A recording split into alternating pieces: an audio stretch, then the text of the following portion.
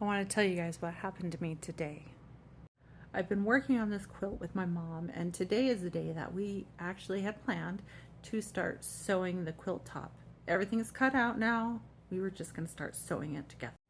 So after work, I came home and I grabbed my sewing machine, put it in my car, and drove out to my mom's house, and she lives about 20 minutes away.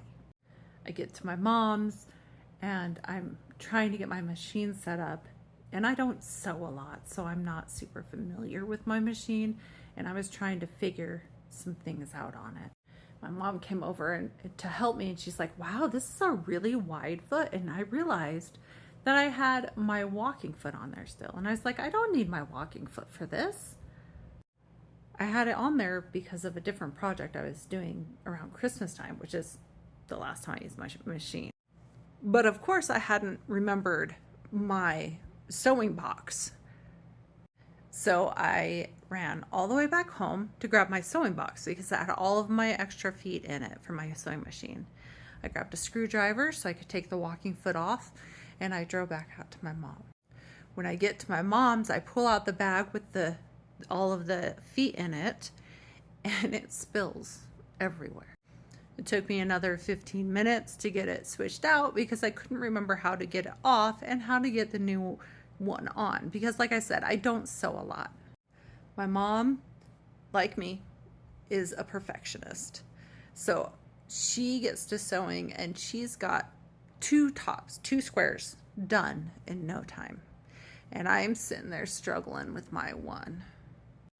And she's just cruising through it, and I'm like ripping seams out and putting them back together the best I can. I wanted to tell you guys this story because I had every opportunity to be like, oh, today is not the day. I forgot my sewing box, the feet went everywhere. I couldn't figure out how to get started. Not only that, but my mom was cruising through her squares, and I got one. It took me 2 hours and I got one done. But I did it. I kept going and I did it. And I posted a photo of the square that I finished, and I am very proud of it. It is beautiful. The center comes together, all of the points really well. And I was very proud of that. It's not perfect. It's really not perfect. But I kept going and I got started. And when it's done, it's going to be on my bed, and it's going to be a reminder of something I did with my mom. And it's going to remind me that, I could have given up. I had every opportunity to give up.